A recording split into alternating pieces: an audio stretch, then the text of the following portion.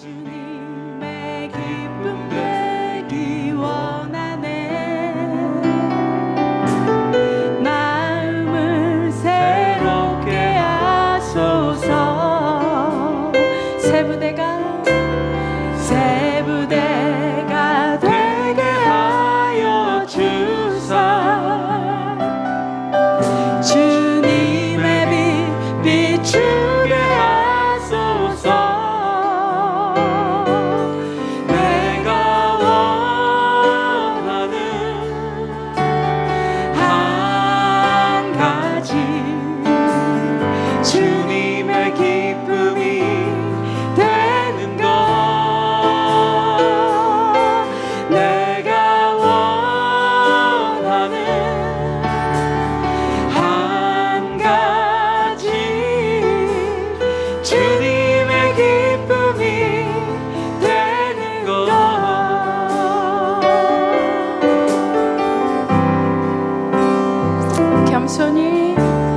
겸손히 내 마음 드립니다.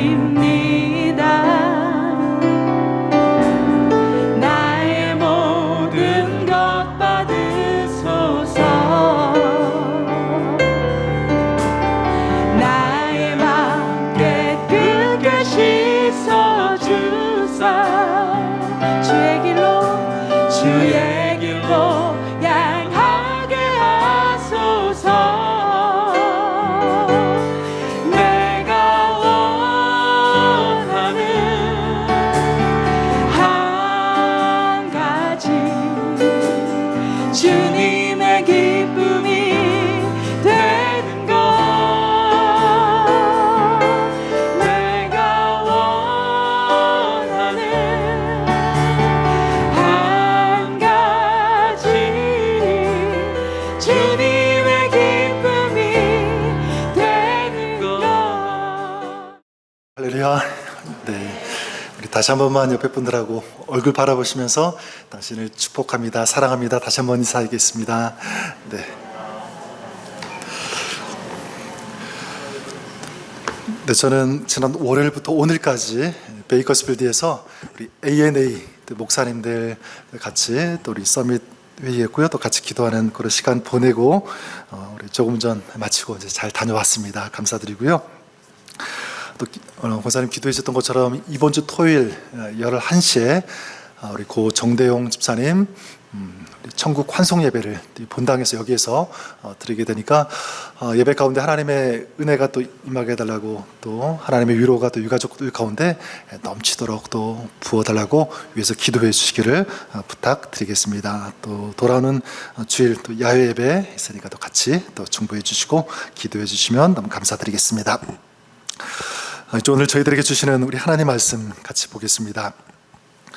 사무엘상 9장 말씀인데요, 1절부터 27절까지 조금 길긴 하지만 우리가 성경 통독한다고 생각하시고 우리 한 절씩 좀 27절까지 한 절씩 교독했으면 좋겠습니다. 제가 1절을 읽고 우리 한 절씩 27절까지 교독하겠습니다.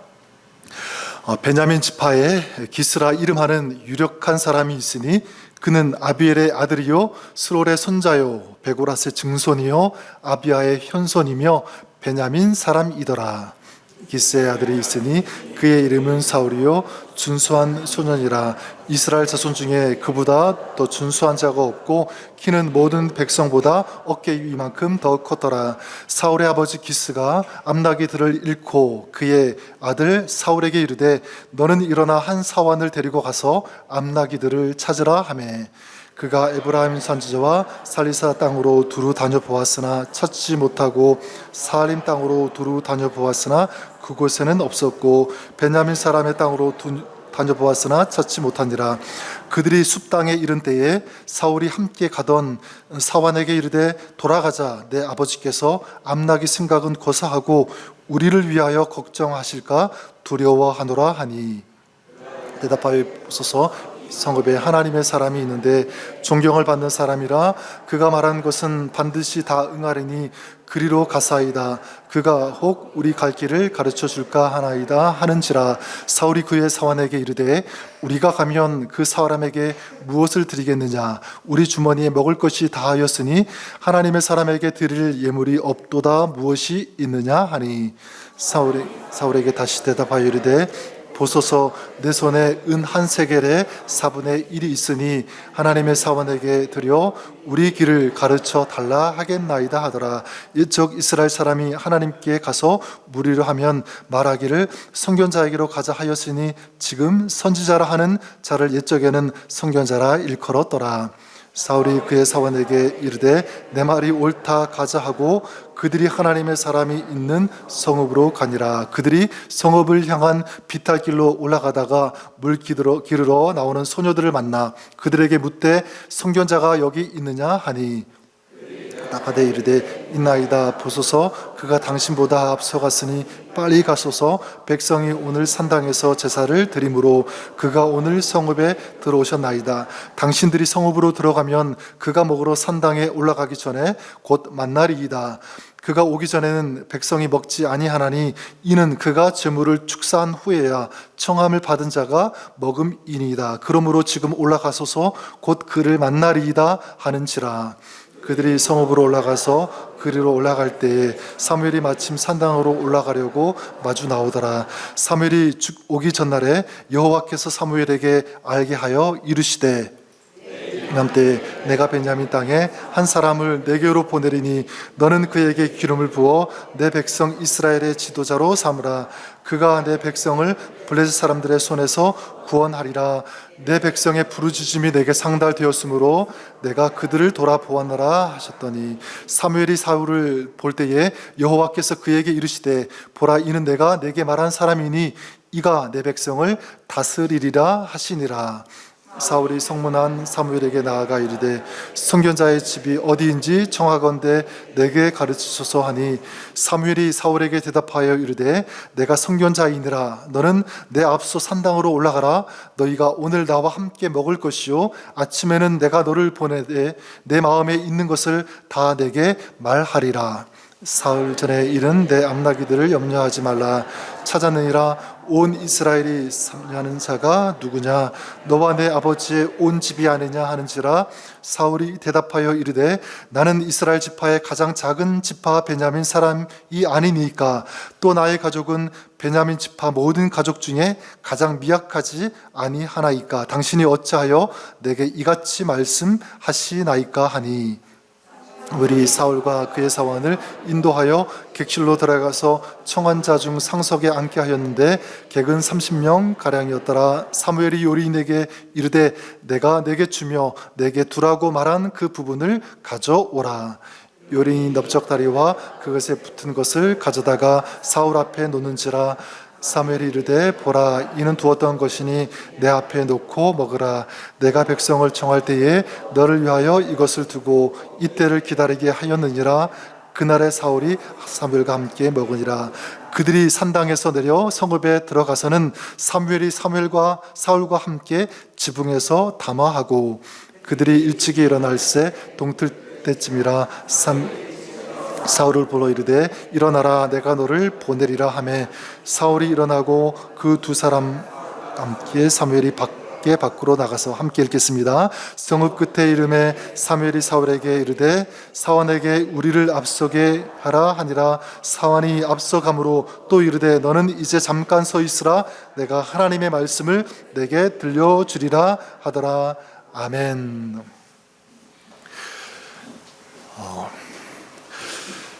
여러분 아마 들어보신 노래라고 생각되는데 이 워킹이라고 하는 이 찬양팀이 부른 이 기대라고 하는 그런 노래가 있습니다.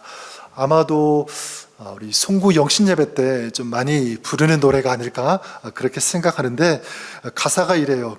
주 안에 우린 하나 모습은 달라도 예수님 한 분만 바라네 사랑과 선행으로 서로를 격려해 따스함으로 보듬어 가리. 그래서 마지막 송구 영신 예배 때 아니면 특별한 행사 때 우리 교회가 서로 하나가 되자 한 마음으로 서로 보듬어주면서 또 서로 축복하면서 좀 그런 따뜻한 마음으로 좀 하나가 되기를 바라는 그런 찬양의 가사인데, 이 가사가 참 굉장히 좋습니다. 굉장히 따뜻하고요. 그리고 좀 가족애가 느끼는 이제 그런 찬양인데, 특별히 저는 이 마지막 구절에 이 단어 때문에 좀 더 좋은 것 같아요. 마지막 이 구절이 어떻게 되냐면, 주님 우리를 통해 계획하신 일, 너를 통해 하실 일 기대해. 기대라고 하는 이 단어, 하나님께서 나를 통해 또 너를 통해 하실 일을 우리가 기대한다. 굉장히 좋은 가사죠. 그래서 우리가 하나님의 기대 속에 포함되어 있는 인생이구나, 내가 그런 존재이구나, 이걸 막 느끼면서 굉장히 좀 좋은 어떤 그런 가사라고 생각하는데, 하나님께서는 이 세상을 창조하시고요, 또 사람을 지으신 후부터 계속해서 이런 기대를 갖고 계시는 줄 믿습니다. 아담과 하와를 지으시고 어떻게 하나님께서 기대하시죠? 우리가 잘 아는 창세기 1장 28절에 이렇게 말씀하지 않습니까? 하나님이 그들에게 복을 주시며 그들에게 이르시되 생육하고 번성하여 땅에 충만하라, 땅을 정복하라, 바다의 고기와 공중의 새와 땅에 움직이는 모든 생물을 다스리라. 아담과 하와를 향한 하나님의 뭐죠? 기대예요. 내가 이런 기대를 갖고 있다. 그리고 아브라함을 부르시면서도 마찬가지죠. 창세기 12장 2절에 보면, 내가 너로 큰 민족을 이루고 내게 복을 주어 내 이름을 창대케 하리니 너는 복의 근원이 될지라. 마찬가지 무엇입니까? 아브라함을 향한 하나님의 기대가 여기 다 녹아 있잖아요.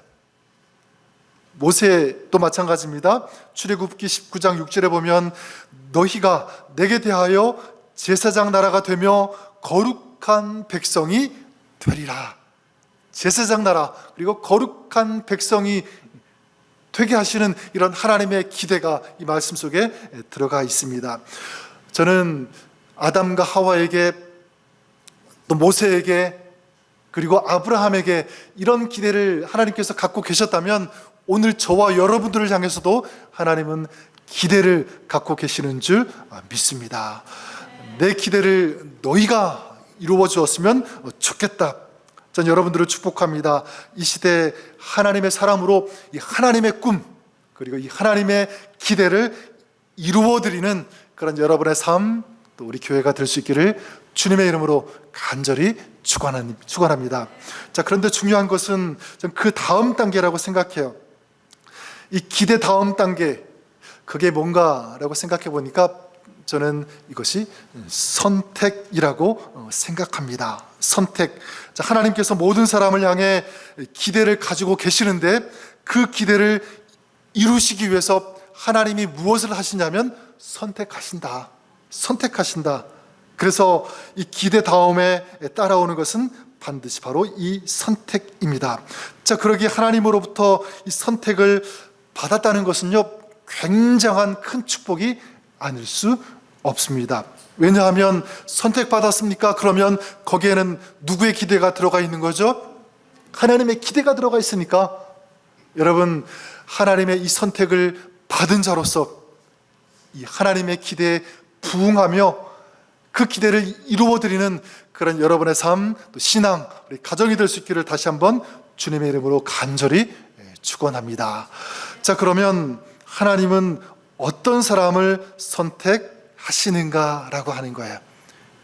이 시대에도 하나님께서 이 기대를 이루어 드릴 수 있는 그런 사람을 찾으시는데, 어떤 사람을 찾으시는가, 또 선택하시는가.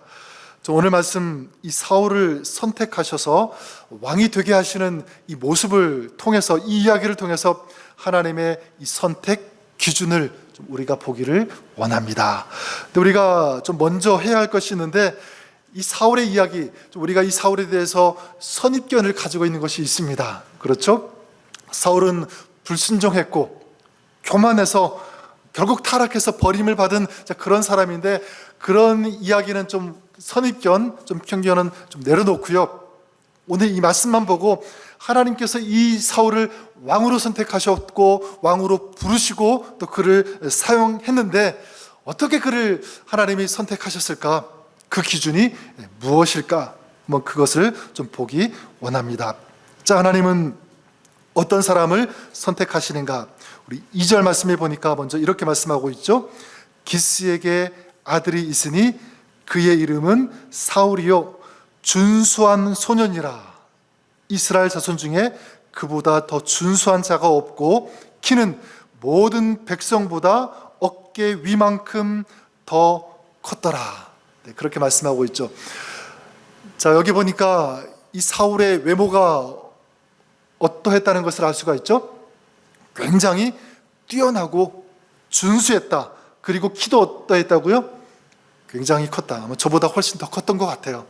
키도 크고 외모도 준수하고 뛰어난 어떤 그런 외모를 가지고 있었다. 자, 이것만 보면 하나님께서 이 외모를 보시고 선택하셨구나, 뭐 그런 생각도 들 수 있을 것입니다. 물론 뭐 이유도 될 수 있겠죠. 우리가 그 아는 이런 이야기 있지 않습니까?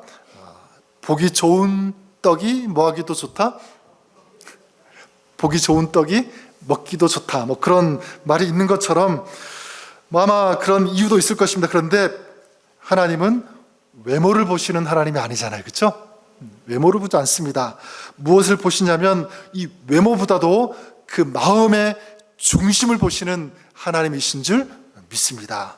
사무엘상 16장 7절에 보면 나의 보는 것은 사람과 같지 아니하니 사람은 뭐를 보거니와 외모를 보거니와 나 여호와는 뭐를 보느니라 중심을 보느니라 말씀하지 않습니까? 네, 하나님은 외모를 보시는 하나님이 아니라 우리 마음의 중심을 보시는 하나님이신 줄 믿습니다. 자, 그렇다면 하나님께서 이 사울의 그 중심에서 무엇을 보셨을까? 무엇을 보시고 그를 선택하셨을까? 오늘 말씀 27절까지 굉장히 많은 그런 말씀이 있고 또 이야기가 있지만 저는 그 중에서 두 가지를 꼽고 싶어요. 하나님께서 보신 것, 첫 번째는 뭐냐면 바로 성실입니다. 성실성. 오늘 말씀 보니까 이 성경은 사울을 소개하면서 이 사울의 아버지 기스가 암나기들을 잃어버렸는데 그 이 아들에게 찾아오라는 그런 명령을 내리는, 부탁을 하는 그런 이야기로 이 말씀이 시작되고 있습니다. 왜 이야기를 굳이 소개하고 있을까? 사울이 왕이 되는 이야기에서 이건 굳이 필요 없는 그런 이야기일 수도 있어요. 그냥 사무엘이 찾아가서 사울에게 기름 붓고 네가 왕이다 이렇게 얘기하면서 바로 선택하면 되는데 그런 이야기로 시작되지 않고 이 사울의 아버지 기스가 암나기들을 잃어버리고요 아들에게 찾아오라 이렇게 시작하고 있습니다. 자, 왜 그럴까? 자, 물론 이 사건으로 말미암아 사무엘을 만나니까 이 이야기부터 시작하는 것은 어쩌면 당연할 수도 있습니다. 자, 그런데 그것 때문만이 절대로 아니다. 성경은 이 사건에서 이 이야기 속에서 보여주고 싶은 것이 있는 거예요. 하나님께서 선택하시는 이 사람을 이 이야기를 통해서 보여주고 싶은 것입니다. 소개하고 싶은 거예요. 그게 뭐냐면 그것이 성실이라고 믿습니다. 성실. 우리 오늘 말씀 3절과 4절 말씀 같이 한번 읽어보도록 하겠습니다. 3절과 4절 같이 읽겠습니다. 시작. 사울의 아버지 그의 아들 사울에게 이르되 너는 일어나 한 사원을 데리고 가서 암나기들을 찾으라 하매 그가 에브라임 산지자와 선지자 살릴 땅으로 두루 다녀보았으나 찾지 못하고 사알림 땅으로 두루 다녀보았으나 그곳에는 없었고 베냐민 사람의 땅으로 두루 다녀보았으나 찾지 못하니라. 아멘. 자, 여기 보니까 3번씩이나 계속 반복해서 나오는 단어가 있죠. 어떤 단어입니까? 어떤 표현이죠? 두루 다녀보았으나, 물론 뒤에 찾지 못하니라 그렇게 말씀하고 있습니다. 지금 아버지가 잃어버린 그 나귀들을 찾기 위해서 다닌 거예요. 두루 찾은 것입니다. 이 지역을 이렇게 다닌 거리를 환산하고 이 거리로 계산해 보니까 무려 얼마나 되냐면 거의 한 25마일, 한 40km 정도 되는 그런 굉장히 먼 거리입니다. 근데 여기 두루 찾아본 거예요. 근데 결과는 찾지는 못했지만 계속적으로 그 암나귀들을 찾기 위해서 노력하고 최선을 다하고 찾아야지 그런 마음을 가지고 계속 다닌 거죠. 아마 굉장히 힘들기도 했었고 땀도 나고 굉장히 힘들었을 거예요. 며칠 동안 찾았냐면 3일 동안 그렇게 찾았습니다. 자, 여기서 알 수 있는 것은 뭐냐면 바로 이 사울은 성실한 사람이었다는 것을 우리가 알 수 있습니다. 어쩌면 암나귀를 잃어버린 것 작은 일로 치부할 수도 있습니다. 수많은 나귀들이 있으니까 고작 몇 마리 잃어버렸으니까 무시하고 아버지 그거 중요한 것 아니니까 그냥 내버려 두세요. 괜찮습니다. 여기는 더 많은 나귀들을 관리하는 게 더 중요하지 않습니까? 그렇게 생각할 수도 있었겠죠. 또 아버지에게 그렇게 얘기할 수도 있었을 거예요. 아니, 암나귀들이 뭐가 그렇게 중요합니까? 아들을 생각해 보십시오. 아들이 더 중요하지 않습니까? 혹시라도 암나귀들을 찾으러 갔다가 아들이 상하면, 아들이 길을 잃어버리면 어떻게 하겠습니까? 이런 논리를 가지고 아버지에게 얘기하고 부탁하고 따질 수도 있었습니다. 그리고 3일 동안 찾았다고 했는데 그냥 하루 찾아보고 없으니까 돌아와서 아버지 도저히 못 찾겠어요. 아무리 찾아봐도 없어요. 그냥 돌아올 수도 있었어요. 근데 그 먼 거리를 3일 동안 찾았다고 하는 것입니다. 여러분, 저는 여기서 이 사울의 성실함을 보게 됩니다. 또 하나님께서 이 성실성을 보았다고 생각합니다. 사울에 이어서 왕이 된 사람이 누구죠? 다윗이죠. 여러분, 다윗을 통해서도 하나님은 이 성실함이 하나님의 선택 기준이라는 것을, 또 이것이 얼마나 중요하다는 것을 우리가 볼 수가 있습니다. 나중에 보겠지만 사무엘상 16장에 보면 사무엘이 이 새로운 왕, 이 다윗에게 기름 붓기 위해서 그 다윗의 아버지 누구죠? 네, 이새에게 찾아가죠. 그 집에 찾아갑니다. 그리고 아들들을 다 데리고 오라, 그렇게 얘기합니다. 그래서 이 다윗의 형들을 다 데리고 와서 보았는데 아니에요. 그래서 물어보죠. 이 형제, 이 아들들이 다냐? 그때 아버지가 뭐라고 합니까? 말찌가 남았는데 지금 양을 지키고 있습니다. 양을 먹이고 있습니다. 그리고 데리고 오라고 하죠. 자, 이 다윗을 데리고 왔는데 성경 사무엘상 16장 2절에 보니까 다윗의 모습을 이렇게 표현합니다. 뭐라고 표현하냐면 이에 사람을 보내어 그를 데려오매 그의 빛이 붉고 눈이 빼어나고 얼굴이 아름답더라, 이렇게 말씀하고 있어요. 여기 보면 얼굴빛이 붉고 이렇게 말씀하고 있습니다. 얼굴빛이 붉다. 어떤 사람들은 다윗이 양을 치면서 술을 마신 것 아니냐, 얼굴빛이 붉으니까 뭐 그렇게 얘기하는 사람도 있는데 절대로 그렇지 않습니다. 또 잘 보이기 위해서 뭐 얼굴에 뭐를 이렇게 바른 것 아니냐? 절대로 그렇지 않아요. 이 붉었다는 것은 뭐냐면 계속 양을 치면서 햇빛에 그을렸기 때문에 얼굴이 붉게 탔다라고 보는 것이 더 정확합니다. 더 맞습니다. 자, 그러니까 다윗은 얼굴이 그렇게 붉게 탈 정도로 양을 돌보고 있었던 거예요. 성실하게 양을 지키고 있었다. 여러분, 사울도 그렇고 다윗도 마찬가지입니다. 하나님께서 그 두 사람을 통해서 무엇을 보신 거죠? 저는 이 성실성을 보았다고 믿습니다. 하나님께서 찾으시는 사람, 또 하나님께서 부르시고 함께 일하시는 그런 사람 누구냐면 바로 성실한 사람인 줄 믿습니다. 성실한 사람. 근데 왜 하필 하나님께서 이런 성실한 사람을 찾으시는가? 저는 이유가 있다고 생각해요. 그 이유는 뭐냐면 바로 이 성실은 하나님의 성품이기 때문에 그렇습니다. 하나님이 성실하신 분이시기 때문에 시편 100편 5절에 보면 그렇게 말씀합니다. 여호와는 선하시니 그의 인자하심이 영원하고 그의 성실하심이 대대에 이르리로다. 하나님은 어떤 하나님이시라고요? 성실하신 하나님이신 줄 믿습니다. 이 성실이라는 단어가 이 에메트라는 그런 히브리어를 사용하고 있는데, 이 에메트는 어떤 단어에서 왔냐면 아만이라고 하는 단어에서 왔어요. 아만. 우리가 말씀 들을 때 아멘 하고 있잖아요, 그죠? 아멘. 바로 이 아멘이 이 아만에서 파생된 단어입니다. 아멘. 이 아만은 어떤 뜻이냐면 이런 뜻을 가지고 있습니다. 변함이 없고 동일하다. 신실하고 진실하고 신뢰할 만하다. 그런 뜻을 가지고 있어요. 이게 하나님의 성품이에요.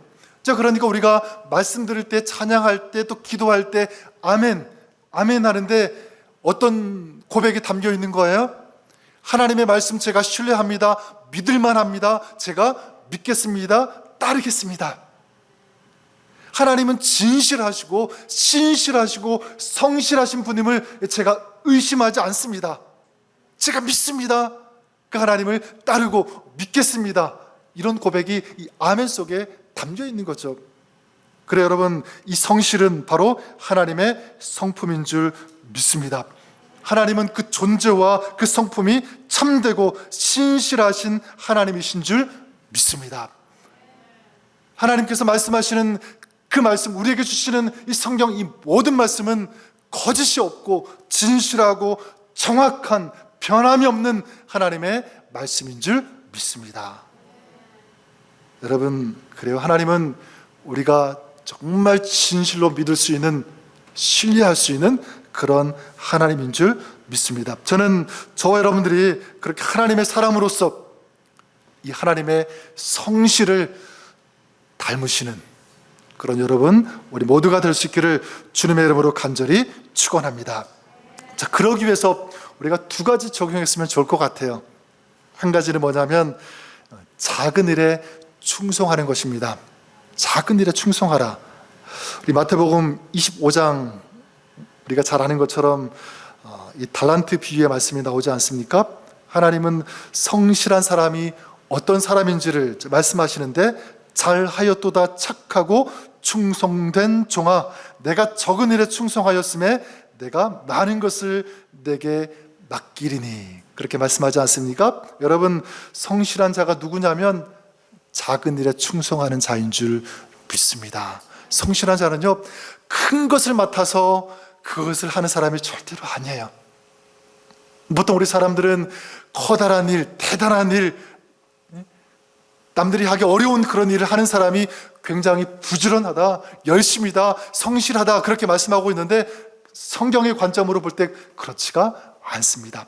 나에게 주어진 일이 어떠한 일이든지 그게 크고 작은 일 상관없이 그 주어진 일을 맡아서 최선을 다해서 감당하는 그런 사람이 하나님 보실 때 성실한 사람인 줄 믿습니다. 자, 그렇기 때문에 우리가 몇 시간씩 우리 기도하지 못해도, 철야하거나 금식하거나 그러지 못하도 매일 우리의 삶 속에서 시간을 정해놓고 하나님을 만나고 기도하고 예배하고 말씀 읽고 살아가는 이런 모든 그 삶 하나 작더라도 그걸 꾸준히 성실하게 하는 그런 사람이 하나님 보실 때 진실하고 성실한 사람인 줄 믿습니다. 섬기는 것도 마찬가지예요. 섬기는 것도 남들이 볼 때는 드러나지 않아도, 중요해 보이지 않아도 하나님 마음을 주셔서, 그래 내가 이거 작은 일이지만 하나님이 주신 마음이기 때문에, 하나님 주신 일이기 때문에 내가 최선을 다해야지, 열심히 해야지, 그렇게 할 때 하나님 보실 때는 가장 큰 일을 하는 그런 사람으로 우리 하나님께서는 인정해 주시는 줄 믿습니다. 저는 그것이 성실한 사람의 모습이라고 믿습니다. 또한 우리가 이런 성실한 사람이 되기 위해서 필요한 것은 바로 이거라고 생각합니다. 신실하신 하나님의 은혜를 내가 먼저 경험하는 것, 신실하신 하나님을 만나는 것입니다. 우리 충성, 성실, 이걸 헬라어로 보면 피스티스라는 그런 단어를 우리가 사용하는데, 이 신실하다는 이 뜻, 이 속에는 하나님의 사실은 이 성품을 말하고 있는 거예요. 충성한다, 신실하다, 성실하다. 이건 사람의 어떤 그 감정, 어떤 사람의 모습을 표현하기보다는 근본적으로 하나님의 성품입니다. 하나님의 마음이에요. 피스티스, 하나님이 신실하신 그런 하나님. 자, 그렇기 때문에 우리가 충성하기 위해서 또 성실한 어떤 그런 삶으로 살기 위해서 절대적으로 필요한 것이 무엇이냐면 성실하신 하나님을 만나고요, 또 성실하신 하나님께서 우리에게 베풀어 주시는 그 은혜를 경험할 때, 그 은혜를 가지고 있을 때 여러분 그 삶이 성실한 삶으로 나타나게 되는 줄 믿습니다. 자, 그렇기 때문에 거꾸로 생각하면 왜 우리가 진실함으로 성실함으로 섬기지 못하는가? 이유는 하나밖에 없습니다. 내가 성실하신 주님을 만나지 못했기 때문에 그래요. 성실하신 그 하나님의 그 마음, 그 하나님의 그 성품, 성실하신 그 하나님의 뜻을 내가 온전히 알지 못하니까, 경험하지 못했기 때문에 우리가 자꾸 주의를 한다고 하면서 자꾸 내 주장 내세우게 되고 그럴 때 있지 않습니까? 우리 갈등을 일으키고 잡음이 자꾸 일어나는 것 왜 그런가? 마찬가지예요. 가만히 돌아보면 우리가 신실하신 하나님을 경험하지 못했기 때문에, 신실한 그 하나님의 그 은혜를 내가 누리고 내 속에 이게 충만하고 가득해야 되는데 그렇지 못하고 이게 다 말라버리니까, 이게 없으니까 이제는 내 생각, 내 감정, 내 뜻, 내 의지 이런 것들이 자꾸 드러나고 나타나고요, 이게 올라오는 거예요. 근데 여러분, 내 안에 하나님의 은혜가 가득하면, 이게 채워져 있으면 사역을 통해서 누군가를 또 대화하는 대화 속에서, 모든 관계 속에서, 우리 모든 그 일들 속에서 이 하나님의 마음, 이 하나님의 성품, 또 이 하나님의 이 뜻, 이 말씀이 우리의 입술을 통해서, 우리의 섬김을 통해서, 또 우리의 사역을 통해서 드러나고 나타나게 되는 줄 믿습니다. 전 여러분들이 그럴 수 있기를 바랍니다. 여러분, 성실한 삶을 살고 싶다면 이 신실하신 하나님의 은혜로 충만하시는 그런 여러분 되시기를 주님의 이름으로 간절히 축원합니다. 혹시라도 내 안에 이런 하나님의 그 신실하신 은혜가 좀 부족하고 메마른 것 같고 부족하다고 생각한다면 여러분, 하나님 찾으십시오. 간구하십시오. 하나님, 내 마음에, 내 심령 가운데 하나님의 은혜로 채워주십시오. 하나님의 은혜가 가득하게 또 충만하게 내 마음에 하나님 부어주십시오. 우리 기도하면, 간구하면 우리 하나님께서 아낌없이 우리 심령 가운데 담배와 같은 그런 성령의 은혜, 하나님의 은혜를 우리 가운데 부어주시는 줄 믿습니다. 둘째, 이 하나님께서 선택하시는 사람, 어떤 사람일까? 오늘 말씀을 통해서 발견할 수 있는 것은 이런 사람입니다. 바로 겸손한 사람이라고 말할 수 있을 것 같아요. 겸손한 사람. 우리 21절 좀 뒤에 부분인데요, 우리 21절 말씀을 우리 같이 한번 읽어보도록 하겠습니다. 21절, 자, 시작. 사울이 대답하여 이르되 나는 이스라엘 지파의 가장 작은 지파 베냐민 사람이 아니니까, 또 나의 가족은 베냐민 지파 모든 가족 중에 가장 미약하지 아니하나이까. 당신이 어찌하여 내게 이같이 말씀하시나이까 하니. 아멘. 자, 사무엘이 하나님의 인도하심으로 이 사울을 만나게 되죠. 그리고 그에게 기름 부으라는 음성을 듣고 이 사울에게 얘기합니다. 뭐라고 얘기하냐면 온 이스라엘이 사모하는 자가 바로 너다 라고 얘기합니다. 자, 그랬을 때 이 사울이 어떻게 말합니까? 이렇게 말해요. 나는 이스라엘 지파의 가장 작은 베냐민 사람이 아닙니까? 거기다가 나의 가족은 이 베냐민 지파 모든 가족 중에 가장 미약하지 않습니까? 자, 이렇게 얘기해요. 근데 그 1절에 우리 맨 앞에 말씀에 보면 이 사울의 아버지 기스는 어떤 사람이라고 소개하고 있냐면 유력한 사람이라고 나오고 있습니다. 유력한 사람, 그러니까 재력이 있고 능력이 있고 어떤 사회적인 어떤 그런 지위가 있는 그런 사람이었어요, 아버지가. 자, 그렇다면 사울도 마찬가지 부족함이 없는 탄탄한 어떤 그런 가정이라고 할 수가 있는데, 지금 말씀 보니까 이 사울은 자기가 가장 미약하다, 우리 가족도 이 베냐민 지파 모든 가족 중에서 가장 미약하다, 그렇게 얘기합니다. 여러분, 이게 또 어떤 해석에 보니까, 주석에 보면 이 사울이 마음속에 좀 열등감을 가지고 있었다, 이제 그렇게 주석하고 해석하기도 합니다. 열등감이 표출된 것이다. 네, 여러분, 만약 이 사울이 이렇게 행동하는 것이 이 지독한 어떤 열등감에서 나온 것이라면 좀 아무래도 이 사울이 그 얘기를 듣고 실망했다, 좀 그런 이야기가 나와야 되는데 그런 이야기가 나오지 않습니다. 사무엘이 그 이야기를 듣고 실망했다는 그런 말이 없어요. 저는 이 얘기를 보면서, 또 이 사울의 이 대답을 보면서 저는 발견하는 것이, 이건 열등감이 아니라 좀 겸손이라고 보고 싶어요. 겸손.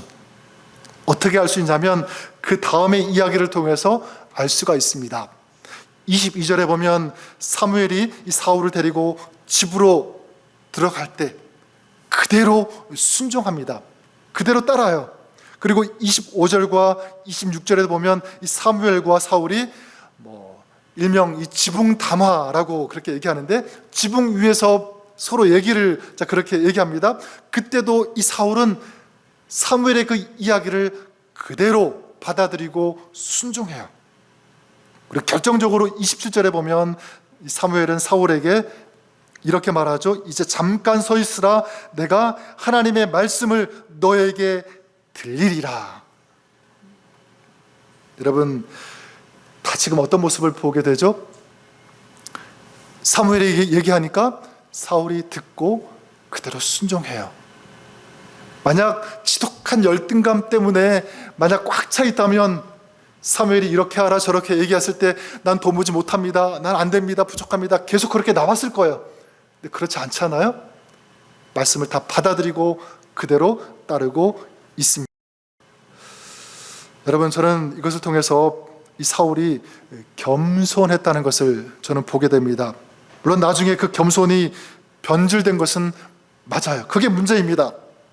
근데 지금만큼은 겸손해서 하나님 말씀에 순종했다는 것을 보게 됩니다. 저는 여기서 이 겸손의 정의를 발견하게 됩니다. 여러분, 겸손은 뭐냐면, 이 참된 겸손은 하나님 말씀에 순종하는 자세가 진정한 겸손의 모습인 줄 믿습니다. 내 생각에 맞지 않아도, 내 뜻에 맞지 않아도, 지금까지 내가 살아온 이 경험에 비추어서 볼 때 맞지 않아도 하나님이 말씀하시고 나에게 주신 뜻이라면, 말씀이라면 그 말씀에 순종하는 것, 이게 진정한 겸손의 모습인 줄 믿습니다. 여러분, 이 겸손의 모습을 잘 보여주신 분이 있으시죠? 바로 예수님인 줄 믿습니다. 예수님. 우리가 잘 아는 빌립보서 2장에 보면 이런 말씀이 있습니다. 너희 안에 이 마음을 품으라 라고 하면서 곧 그리스도 예수의 마음이니. 예수님을 소개합니다. 그는 근본 하나님의 본체시나 하나님과 동등됨을 취할 것으로 여기지 아니하시고 오히려 자기를 비워 종의 형체를 가지사 사람들과 같이 되셨고 사람의 모양으로 나타나서 자기를 낮추시고 죽기까지 복종하셨으니 곧 십자가에서 죽으심이라. 우리가 너무나 잘 아는 말씀 아닙니까? 그는 근본 하나님의 본체시나 하나님과 동등됨을 취할 것으로 여기지 아니하시고. 여러분, 정말 겸손한 자가 되기 위해서, 겸손한 삶을 살기 위해서 꼭 필요한 그 전제가 한 가지가 있어요. 말씀을 통해서 뭐냐면 바로 자기 자신을 제대로 아는 것입니다. 예수님께서 그렇게 말씀하지 않습니까? 예수님을 소개할 때 그는 근본 하나님의 본체시나 하나님과 동등됨을 취할 것으로 여기지 아니하셨다. 예수님은 당신이 누구인지를 잘 아셨어요. 잘 아셨어요. 바로 하나님의 아들이신 것, 이것. 자, 그렇다면 우리도 겸손하기 위해서 먼저 나의 신분을 알아야 합니다. 예수님은 하나님의 아들이셨어요. 전능하신 하나님, 그 본체 동등하신 그런 분이셨어요.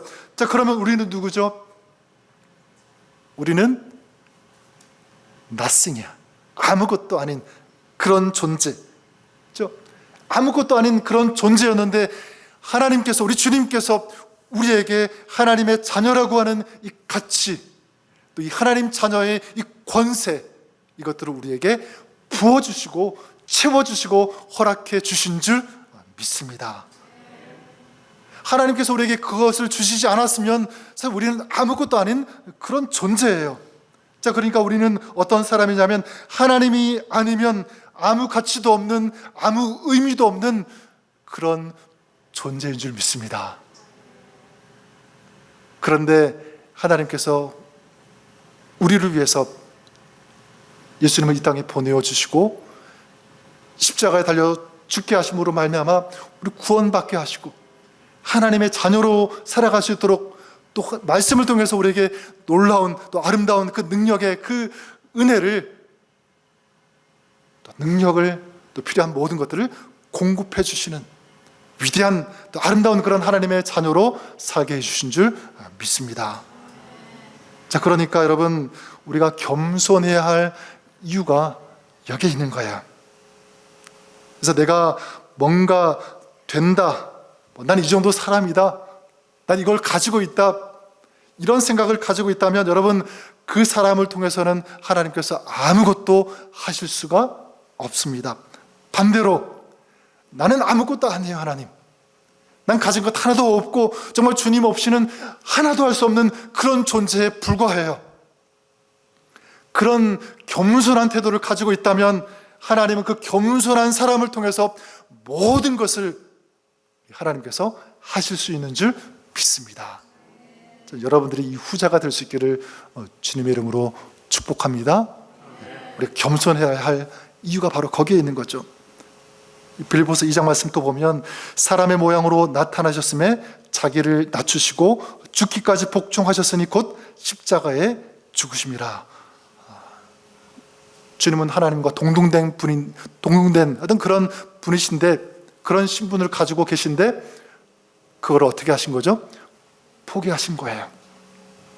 자신의 그 신분과 그 권리, 이런 것들을 다 포기하셨다. 그리고 아무것도 아닌 사람이 되셨고 또 사람을 섬기셨고 종이 되셨고, 더 나아가 하나님의 뜻에 복종해서 어디에서 죽으셨어요?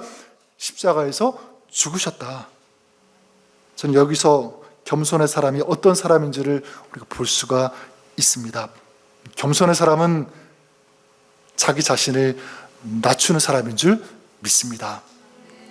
자기의 것을 포기할 수 있는 그런 사람, 자기를 낮추고 더 낮추고, 내가 이런 사람인데 뭐 저런 사람인데, 아니요, 그거 다 포기하면서 정말 진정으로 누군가를, 어떤 사람들을 섬길 수 있는 그런 사람이야말로 겸손한 사람인 줄 믿습니다. 그리고 하나님을 향하여서는 죽기까지 순종할 수 있는 그런 사람, 그럴 각오가 있는 사람. 하나님, 정말 주님의 뜻이라면 내 모든 것을 바쳐서라도 그 뜻에 따를게요. 이 결단과 이 용기와 이 마음을 가지고 있는 그런 사람, 이 사람이 정말 겸손한 사람인 줄 믿습니다. 여러분, 겸손은 그냥 적당히 봐서 겸손하다, 그런 것 같다, 이게 아니에요. 겸손에는 놀라운 결단이 들어가 있고요. 그리고 그 삶이 정말 주님께서 우리에게 보여주시는 그 삶 닮아서 따라가는, 실천하는 이 구체적인 이 행실이 있는 그런 사람이 진정한 겸손의 사람인 줄 믿습니다.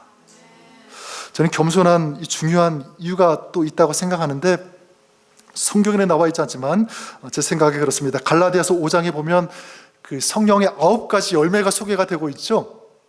뭡니까? 성령의 열매는 사랑과 희락과 화평과 오래 참음과 자비와 양선과 충성과 온유와 절제니. 저희 겸손에 대해서 쭉 말씀을 보고 있으니까 전 적어도 성령의 9가지 그 열매 속에 좀 뭐가 들어 있었으면 좋겠다, 이런 생각을 가져보았냐면, 여러분 같으면 뭐가 들어가 있으면 좋을 것 같으세요? 겸손이 들어가 있으면 참 좋을 것 같아요. 그렇죠? 왜 이게 빠졌을까? 여러분 한번 생각해 보셨습니까? 겸손이, 또 주님께서 보여주신 그 삶의 그 모습이 겸손의 모습인데, 성령의 9가지 속에 이 겸손이 들어가면 얼마나 좋았을까? 근데 이 겸손은 여기에 포함되어 있지 않습니다. 왜일까? 이 성경에 여기 있는 9가지 열매보다 이 겸손이 조금 더 중요하지 않아서일까? 그런 생각도 해보았어요. 근데 그렇지가 않습니다. 저는 이 성경의 9가지 그 열매를 보면서 제 마음속에 다가온 마음은 이거예요. 제가 볼 때는 이 겸손은 이 열매 자체라기보다는, 이 성경의 9가지 열매 자체라기보다는 이 9가지 열매를 맺을 수 있는, 또 맺게 하는 태도다. 그래서 저는 겸손이 여기에 들어가 있지 않다라고 생각합니다. 그러니까 반대로 생각하면 우리가 살아가면서 겸손한 이 마음, 이 겸손의 자세가 만약 잃어버리고 실종되었다면 이 성령의 9가지 열매를 맺을 수 있을까요? 좀 불가능하다고 생각합니다. 주님의 뜻을 따라서 그 말씀에 반응하고 순종하고 겸손한 삶을 살아갈 때 그 삶 속에 이 성령의 이 아름다운 9가지의 열매가 드러나게 되고요, 나타나게 되고 열매를 맺게 된다고 믿습니다. 여러분들이 이 겸손함으로 이 성령의 이 9가지 열매를 맺어가시는 그런 여러분의 복된 삶이 될 수 있기를 우리 주님의 이름으로 간절히 축원합니다. 저는 저와 여러분들이 예수님의 모습처럼 그렇게 겸손했으면 좋을 것 같아요. 아무리 생각해도 어렵지만 힘들지만 또 상식에 맞지 않을 수도 있지만 하나님 말씀이라면 그 뜻을 따라서 나가는 그런 신앙, 그런 삶이 될 수 있기를 바랍니다. 저는 말씀을 정리하면, 여러분, 하나님께서 사울을 선택하신 것처럼 오늘도 하나님은 사람을 찾고 계시는 줄 믿습니다. 저는 하나님께서 찾으시는 그런 사람이 여기 계시는 저와 여러분, 우리 한 사람 한 사람 우리 모두가 될 수 있기를 주님의 이름으로 간절히 축원합니다. 그러기 위해서 우리가 갖춰야 될 것, 기억해야 할 것, 바로 이 성실함 그리고 겸손함인 줄 믿습니다. 이 성실함과 이 겸손함, 여러분 신앙생활 하시면서 또 사역하시면서 봉사하시면서 이 두 단어를 꼭 기억하세요. 성실 그리고 이 겸손, 이것만 우리가 든든히 기억하고 붙잡고 나아간다면 정말 여러분의 그 섬김, 그 사역, 봉사, 그 신앙은 정말 아름답게 될 거라고 믿습니다. 만약 이게 흔들리면 아마 사울이 나중에 이걸 지키지 못함으로 교만해지고 악해지고 그렇게 떨어졌던 것처럼 아마 우리도 그럴 수 있을 거예요. 하지만 반대로 이 성실함과 이 겸손함을 우리가 갖고 이 두 가지의 그 영성을 가지고 무장하면 이 시대 하나님께서 찾으신 사람으로서 하나님께서 원하시는, 또 하나님께서 기뻐하시는 그런 삶, 그런 신앙, 그런 사역을 우리 감당할 수 있게 되는 줄 믿습니다.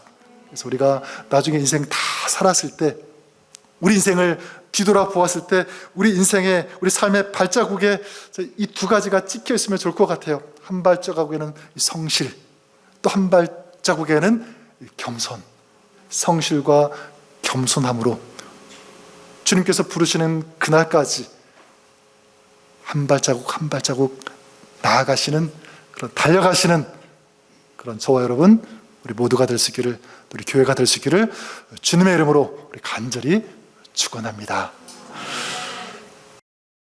하나님 아버지, 오늘 사울을 선택하시며 이스라엘의 그 역사의 첫 왕으로 세우셨는데 하나님께서 다른 것 보신 것이 아니라 그 안에 있는 성실함과 겸손함을 보셨다면, 하나님 오늘도 이 세대 속에서 찾으시는 그런 믿음의 사람, 또 교회 공동체, 바로 이 성실함과 겸손함이 있는 그런 사람, 또 그런 공동체인 줄 믿습니다. 하나님, 우리의 마음을 중심에 보시는 주님, 혹시라도 우리 마음속에 불성실하고 게으르고 나태한 그런 모습 있었다면 주님 용서해 주시고 고쳐주시고 새롭게 하여 주시옵소서. 우리 하나님의 그 성실하신 그 성품을 우리도 담고 회복하는 그런 저희들 되게 하여 주시옵소서. 또 우리 신앙생활 속에 또 우리 가정 또 삶 속에서 교만했던 그런 모습도 있다면 용서하여 주시옵소서.